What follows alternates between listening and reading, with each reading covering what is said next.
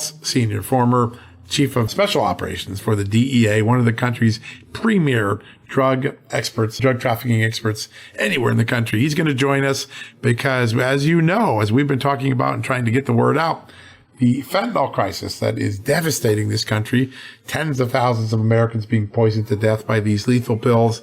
Well, the ingredients that the cartels use to make those and traffic them across the border, well, guess where they come from? You got it. China, Beijing. The precursors all come from there. Derek's going to give us an update on the battle to stop that, what can be done, what the Biden administration has failed to do. We'll have some pretty candid conversations with him as well. I think when we... All right, folks, welcome back for the commercial break. If you were watching the TV show last week while I was off, Amanda did a great job interviewing our next guest. He is really one of the foremost experts on drug trafficking and the cartels in the United States. He's the former director of Special Operations Division at the DEA and currently the executive director of government relations at Penlink.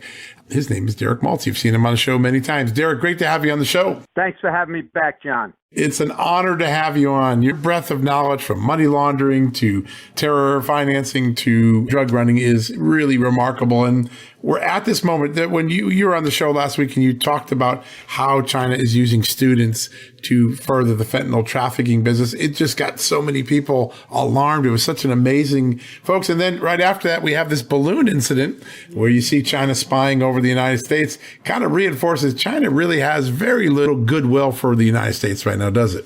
Right, John. I mean, China, obviously, according to all the national security experts, is the biggest threat to our country and has been for many years. But unfortunately, what people are not paying attention to is their role in this unprecedented drug crisis in this country. Yeah, that's the key. China is at the front end of the fentanyl crisis. It's all the precursors. It works with the cartels, and the cartels then traffic it across here. It seems as though people are just beginning to wake up to that, just like they're beginning to wake up on TikTok, that maybe TikTok's not a good idea to be sharing all of your facial recognition and other data with the Chinese government.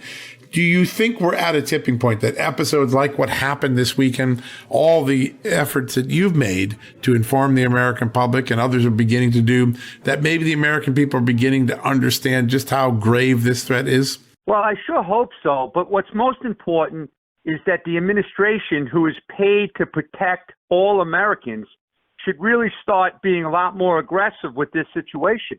I mean, you look at my situation, John, I was at the Special Operations Division when the synthetic opioid and also the synthetic drug bombing started taking place back around 2009, 2010.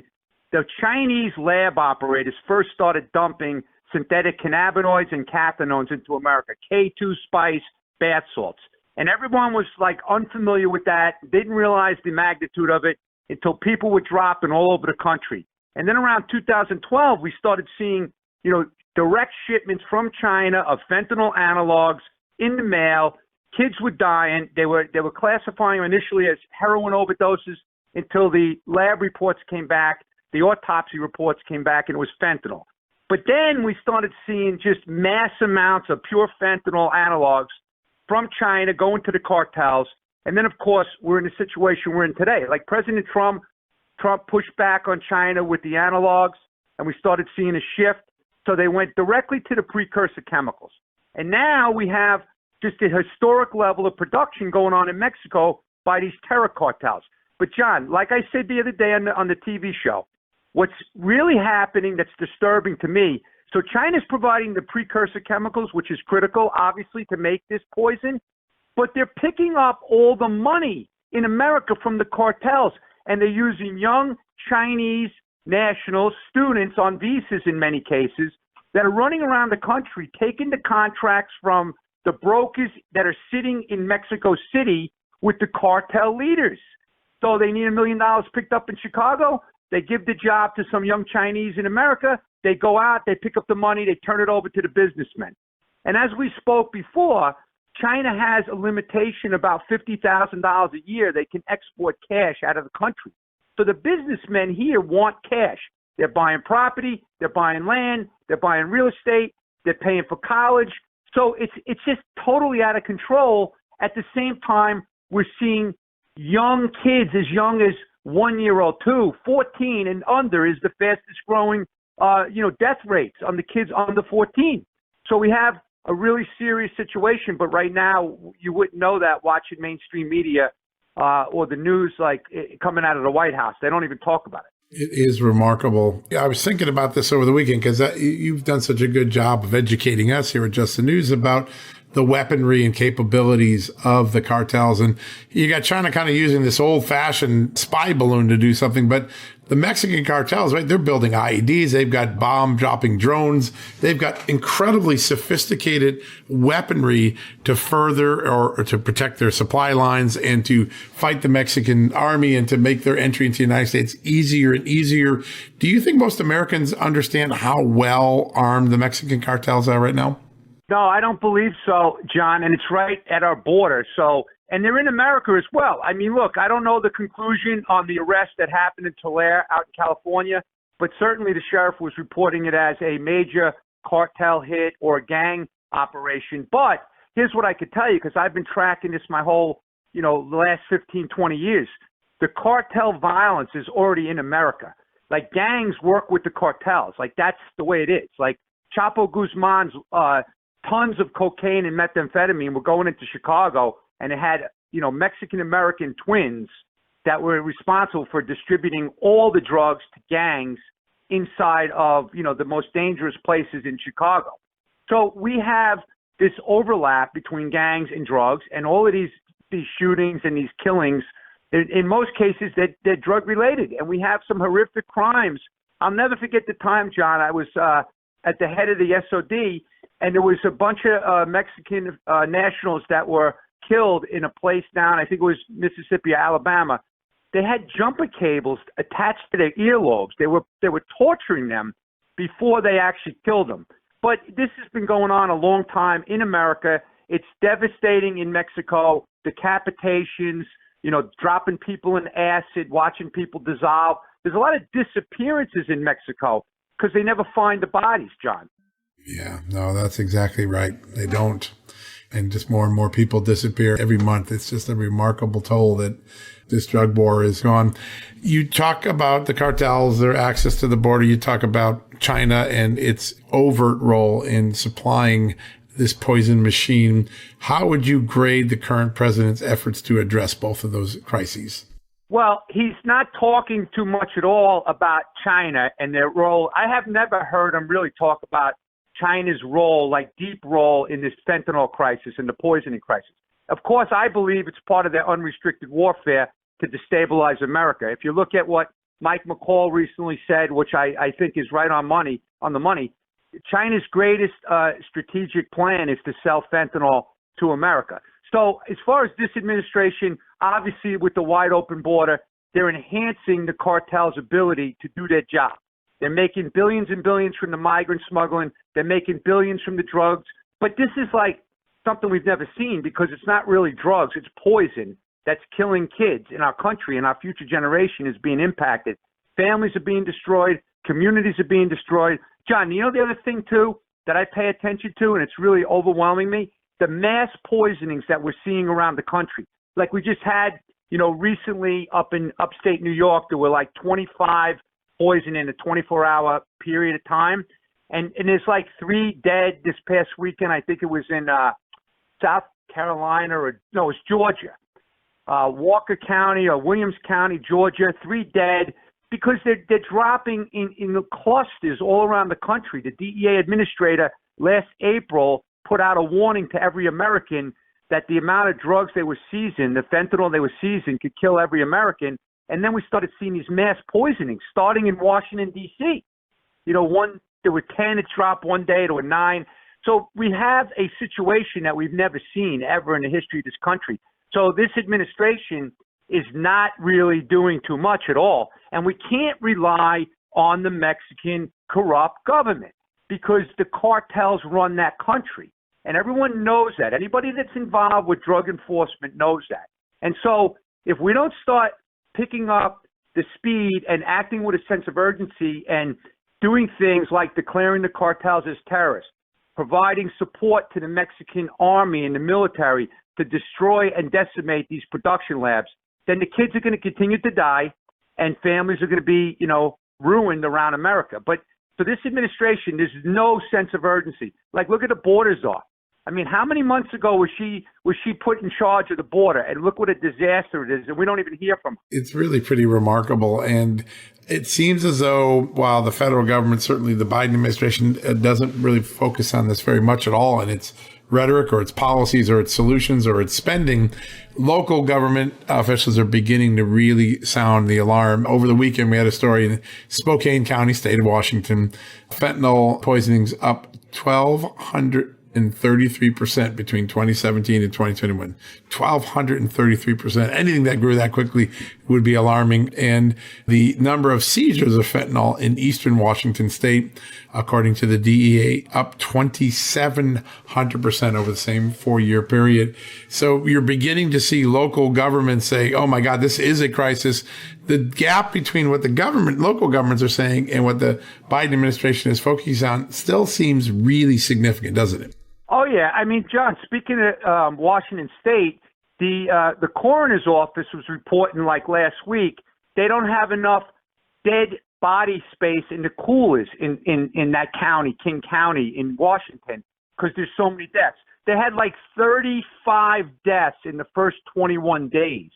And then if you look around in different parts of the country, like San Diego, for example, they were reporting a 2,375% increase in fentanyl-related deaths from 2016 to 21. The state of California reported from the sheriff out there in Orange County, 2,200% in fentanyl-related deaths.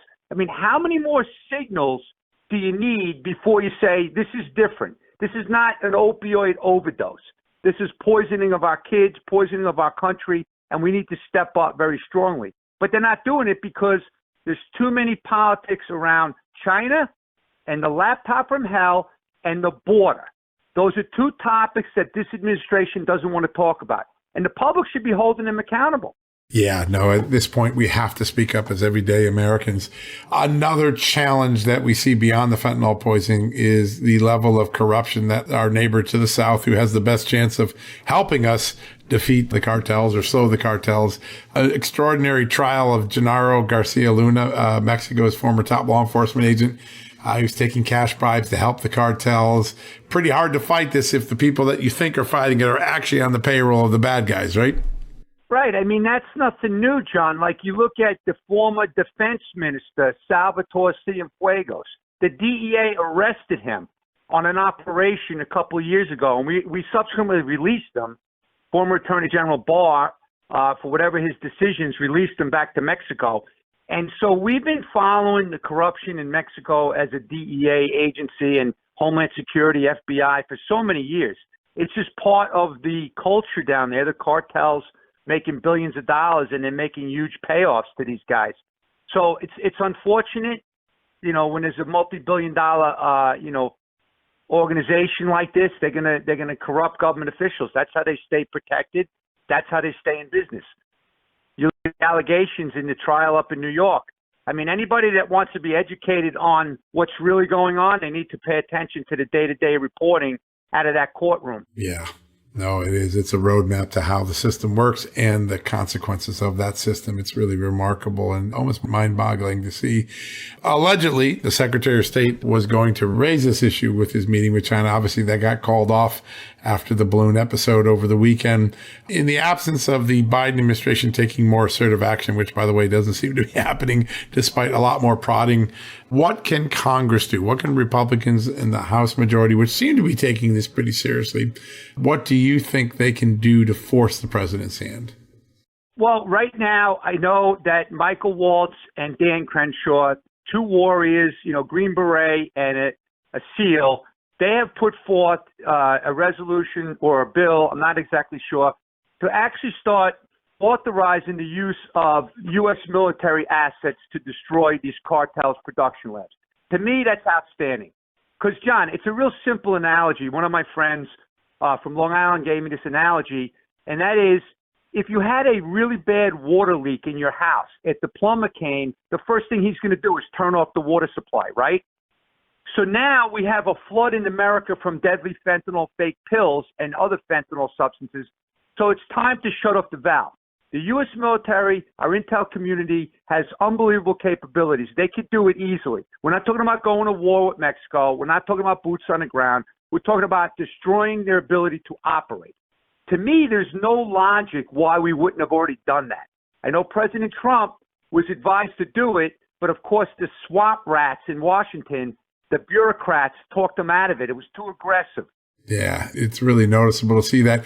Do you think we're nearing a moment where that becomes a regular conversation? There's two conversations that have cropped up in the last couple of weeks that really caught my attention. One is using a military appropriations bill to maybe empower or force the military to take some action against cartel sites. And the second one is maybe even going as far as considering that China lose its automatic trade privileges and that it has to be reviewed year by year so we have leverage over them. Your thoughts about those two things, because both of those ideas have bubbled up among the House Republican chairmen that have been coming on the show. Yeah, I mean, we definitely support 100% and have been saying it for 5 years. I testified in court with Sarah Carter in Ohio in Congress like 4 years ago to declare the cartels as terrorists. So this isn't anything new for us. But in regards to the China, we definitely need to apply more pressure on them and hurt them economically, because otherwise the chemicals are going to just keep pouring into Mexico.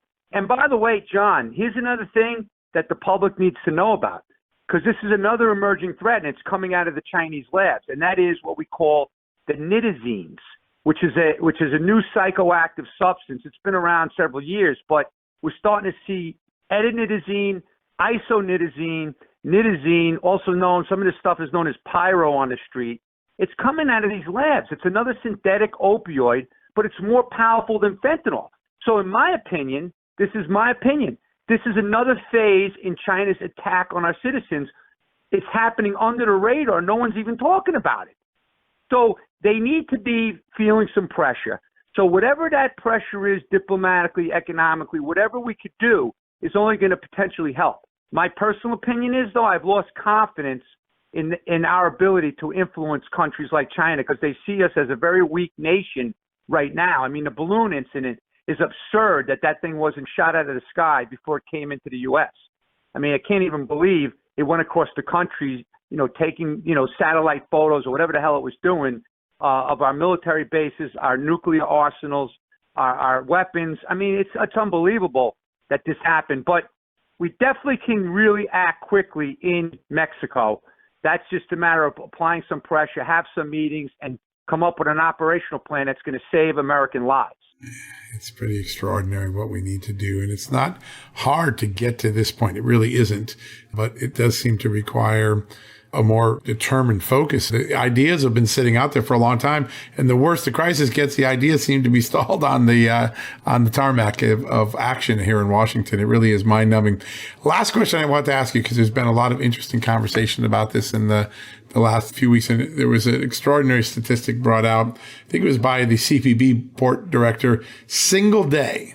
So a single day late in January, CPB sees 299,600 fentanyl pills in one car. The next day, 458,000 fentanyl pills in the gas tank of another vehicle, and another 14 pounds of fentanyl powder. All that's in a 24-hour window. Just to put that in, July 25th and 26th, all of that fentanyl was moving in on a singular day. We have Democrats, we have mayors, we have the president telling us and the vice president telling us the border's secure. The Homeland Security is saying it's secure. If cartels are moving that much, and that's only the stuff we catch, the cartels must not feel that the border is very secure right now, right? You're 100% correct. I mean, I track the daily seizures, both by like the DEA, Homeland Security, inside America, and then of course the CBP is doing phenomenal work. I mean, every other week they're seizing like 1 million pill seizures. I mean, not only them, but like New Mexico had a big raid in September, FBI, DEA, all the police, 1 million pills. They seized a couple of million pill seizures in LA. Now think about this, John. The DEA has determined that 6 out of 10 pills have a potentially lethal dose of fentanyl. So think about how many lives are being saved by law enforcement's work. But here's where the public is absolutely wrong. There's a lot of people that say, oh, the current administration is cracking down big time. They're knocking down all these loads of fentanyl. Well, guess what? That's because the supply is off the charts right now. It's 13 cents to make a pill in Mexico right now, a fentanyl pill. They're selling it as high as $150 on Indian reservations in Montana. Profits off the charts. They don't care if they lose 1 million pills because it's nothing to them. It doesn't cost a lot to make it. So it's not that the administration is doing a great job. It's our law enforcement cares about public safety. They're doing the best that they can despite no resources, despite all the criticism, despite like doing border processing and, paperwork on the border instead of national security job that they're supposed to do and they want to do.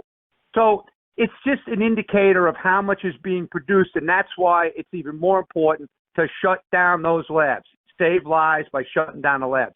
And of course, John, we have a lot of catch up to do on education and treatment and rehabilitation because they've neglected the education to our students, which should have been going on all these years as the synthetic drugs were something new pouring into our country. We did brief Eric Holder, by the way, in 2014 and told him about Operation Deadly Merchant and the fentanyl that was coming in from China and working with the cartels. So this isn't anything that we just came up with yesterday. Yeah, I mean, the solutions, you've been talking about these solutions for 5 years, and you talk to anyone who knows what's going on, the first thing it says, Derek Maltz has it right. He's been talking about the solution is not hard. We just have to have the will to do it. It's such a frustrating thing.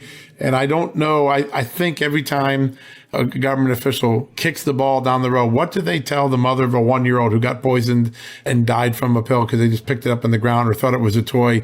What do you tell these people when you know that there's a solution in place? It is so frustrating for most people in America to see the dereliction of duty that's going on right now. But one thing we're not frustrated by, the clarity of vision we get from you, Derek. It's always a great honor to have you on the show. And we're going to keep on this every couple of weeks. I want to return to this and keep getting an update on where we stand with this, because I think this year is going to be a year where the Republicans and Biden will finally clash in a way that maybe we'll get some solutions out of it. Thank you, John. And one last thing, because it's appropriate at the end of your podcast here. So, you know what the families tell me all the time? I support thousands all around the country. Their biggest complaint is, how come we never got a warning? How come nobody told us about fentanyl? Why isn't the government doing anything about this poisonous substance? That's from the families that are burying their kids. So it's really sad. Well, it's a great honor to have you on, Derek. You do such a great job, and you're always fighting. You left the DA, but you never stopped working for this country, and I think it's such a great honor to have you on the show today. Thanks so much. Thank you, John. All the best. You as well, sir. All right, folks, we'll take